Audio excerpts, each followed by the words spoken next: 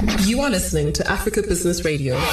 For up-to-date insights on the African business landscape, log on to www.africabusinessradio.com. Your favorite shows are available as podcasts. Download them on our website and mobile app. Africa Business Radio. Towards a profitable Africa. Good afternoon, listeners. Thank you so much for joining this very special broadcast right here on Africa Business Radio. The Mandela Institute of Development Studies, in partnership with the Graça Machel Trust, FANREPAN, which is Food, Agriculture and Natural Resources Policy Analysis Network, CARDESA, which is the Center for the Coordination of Agriculture Research and Development in Southern Africa, they'll be hosting a dialogue on transforming agriculture in Africa next week in Maputo, Mozambique, from the 19th to the 23rd of November. So Africa Business Radio will be broadcasting live from the dialogue, so do tune in. If you are in the agriculture business or you are interested in investing or doing business in agriculture in Africa. And of course, you can join the conversation on social media with the hashtag #TransformAgriculture or hashtag TransformAgriAfrica. So I'm joined in studio today by Ian Mashingaidze, who's the program director at the Mandela Institute, and Rachel Toku Apia, who is the nutrition program manager at the Graça Machel Trust. And they're going to be telling us a little bit about the dialogue next week and giving us some preliminary information of what's going to be happening next week in Maputo. Thank you so much for coming through. Thank you. Yeah, it's a pleasure to be here. I hope you are surviving the heat of Johannesburg. Yes, we are. Change. Yes, this is talking about climate change, actually. Yeah. So we are here to talk about the dialogue that will be happening next week. You spearheaded the facilitation of this dialogue. What is the purpose of the dialogue? It is to bring different stakeholders working around the issue of agriculture across the continent to find out what it is that we can do or that needs to be done to transform agriculture on the continent, especially if you look at the role that agriculture plays in terms of providing livelihoods to the majority of the population of this continent. Yeah. So who will be taking part in the dialogue?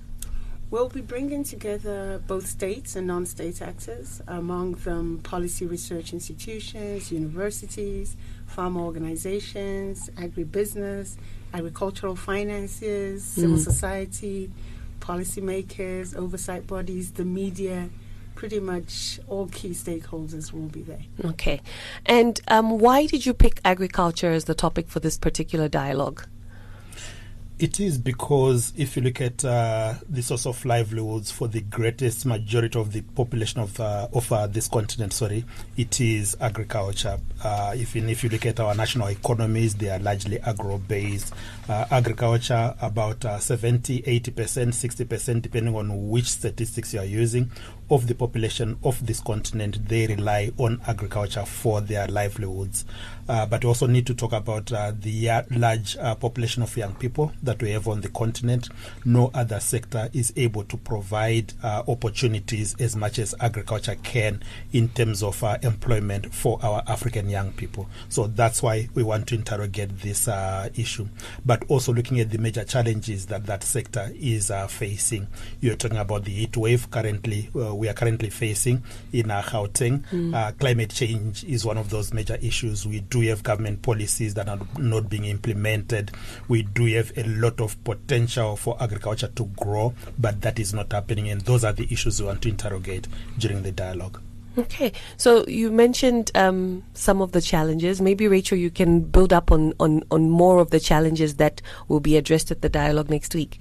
Yes, some of the challenges are particular to young people and to women, and a big challenge for them is really access to finance, which is why some of the people that we've invited to this dialogue will be agribusiness financiers. Okay. So that's a key challenge. Also the use of new technologies. And in particular, the challenges faced by smallholder farmers who produce the majority of food on this continent. So what are some of the challenges that smallholder farmers face on the continent? They face a lot of issues, particularly if you look at those who are working on agriculture. Largely, they are women, and to a large extent as well, our young people, they are engaged in agriculture. Some of the major challenges that they are facing is in terms of access to different things. It could be the land to work, it could be to access to credit, it could be access to inputs they need to produce the food, the access to the skills that they need to be able to use agriculture as a productive way of surviving rather than subsistence farming. So I would say these are some of the challenges that our African farmers are facing, particularly if you speak of our smallholder farmers. Okay. So what impact do you expect the dialogue to have on policy? Because policy is something that's very difficult to change in Africa. Do you think that the dialogue will be able to shift policy? We believe it is going to shape policy. How? Because of the nature of the people that we are inviting to the dialogue. Most of those that we are giving a platform to speak are those who are directly engaged in agriculture activities, so that they can tell us some of the challenges as well as the opportunities that they are facing.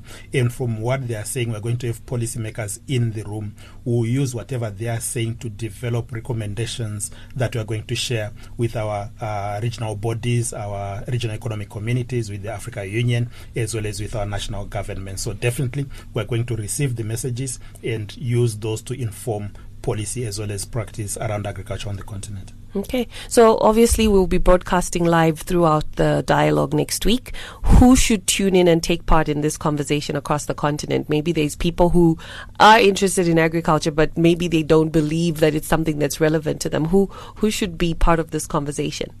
Pretty much everyone, because agriculture is what produces our food, and we all need food. So this is an opportunity for everyone across the continent to also provide their input and just hear what the issues are and see how they can contribute. You are so right. I never thought about it that way, but definitely everybody needs to be concerned about food, especially when you hear about how we're going to run out of food eventually, and Africa is going to be could potentially be the biggest producer of food for the world. So definitely everybody should listen. One of the key topics that you'll be discussing at the dialogue is how agriculture has become a trap for smallholder farmers in Africa. For most young people, starting small is the only way they can start because of lack of access to capital, like you mentioned. So how then does agriculture become attractive for young people to actually take part in? The challenge with our young people is more often than not, they look at agriculture from the perspective of actually physically and manually working the land. Particularly also if you look at our subsistence farmers, the way they are doing their agriculture, using our rudimentary instruments like your ox-drawn plow, our hand hoes and everything. So they look at it from that perspective. But we are saying, let's look at the entire agriculture value chain. There's a lot of opportunities for young people, from setting up companies, micro-enterprises, for example, that can provide the inputs. It could be fertilizer, it could be the seeds, it could be the agrochemicals that are required by farmers. Then you could actually come to the agriculture itself, the actual farming practice itself.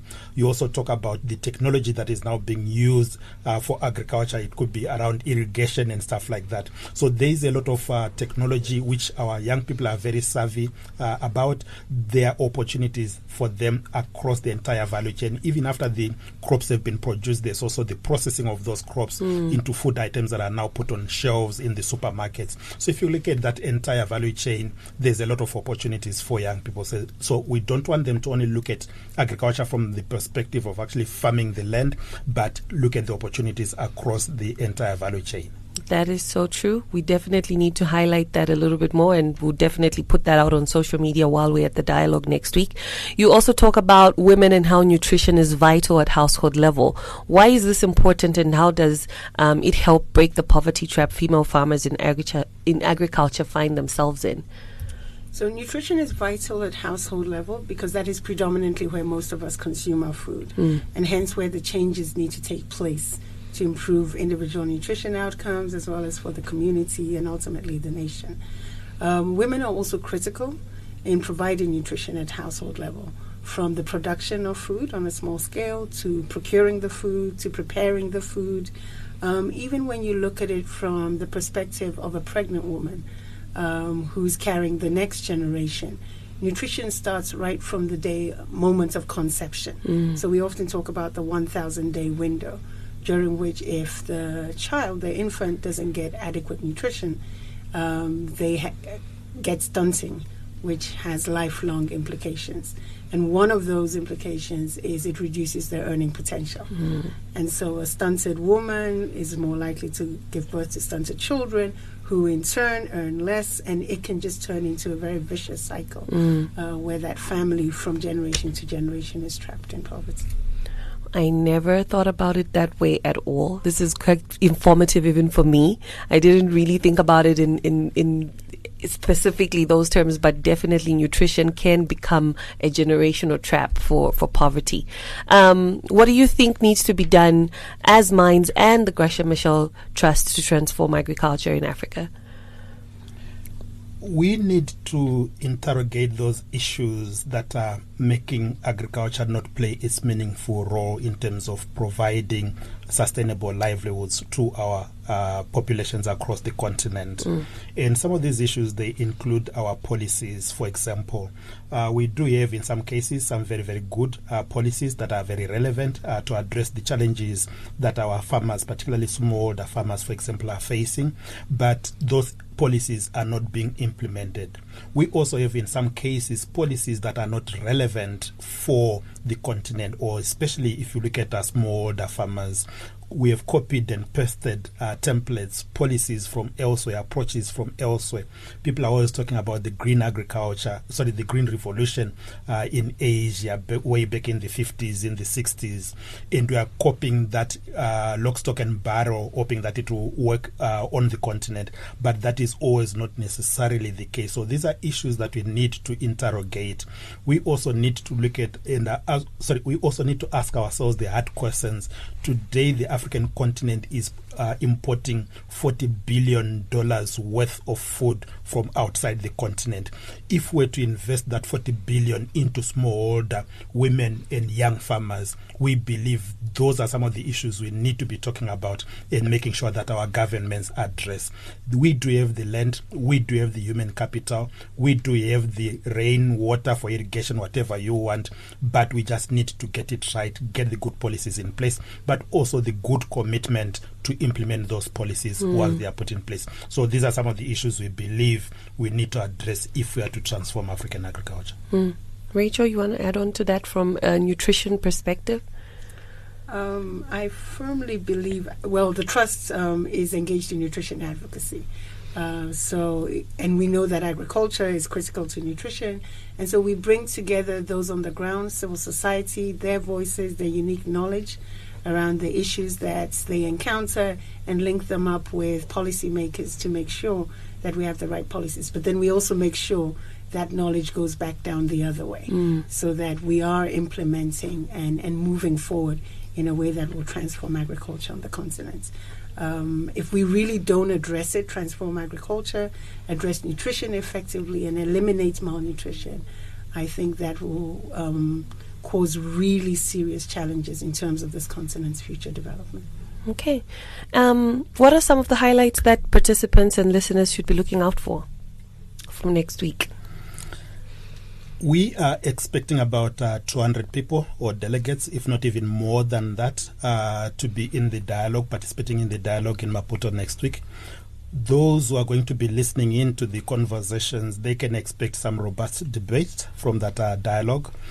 For those who are going to be in Maputo physically, there's a lot of opportunities for networking with people from across the continent and even beyond the continent. So in terms of what people can expect, it's robust debate, networking opportunities, but also learning, because there's also going to be a lot of knowledge sharing in terms of what is working, what is not working, and also what needs to be done to address those issues. So these are some of the things people that are going to be there physically, as well as those who are going to be following through your online channel, will be able to get. Yeah. And in terms of speakers, who are some of the speakers that are going to be there that you believe are going to be highlights on the program, apart from Gracia Machel, of course? What we've tried to do for this dialogue is that if you look at conferences, workshops, we normally get all the high-level people doing the speeches and everything. But this time around, we are focusing much more on those who are directly working on agriculture, be it the young women farmers, be it the youth farmers, be it those who are supplying the inputs. Yeah. So we are focusing much more on those that are directly working on the issues that we're going to be talking about. So we don't have any big names to share with you of those who will be speaking. The big names will actually be in the room listening from those who are directly working on the issues and actually listen to what are the issues, what are the challenges, what are the opportunities. So that's the way we've designed this dialogue. And I think that's definitely how it should be. I think it's very important sometimes that people listen to the people who are experiencing these challenges, and that's how they're able to come up with solutions. Thank you so much for coming through. This has been very informative, even for me. I mean, I've been a part of some of the conversation, and just listening to you guys and the passion that you've displayed, just talking about it now, I'm now even more interested than I was before. So definitely looking forward to the dialogue. If you're listening in, you have to take part on our social media accounts, and we'll be sharing those with you later on in the broadcast as soon as we start the dialogue on the 19th of November, which is next week, Monday. So remember to tune in on the 19th on Monday. We'll share all that information, and remember the hashtag, if you want to follow the conversation, is Transform Agriculture or hashtag Transform Agri Africa. Thank you so much, and we will be joining you next week from Maputo Live.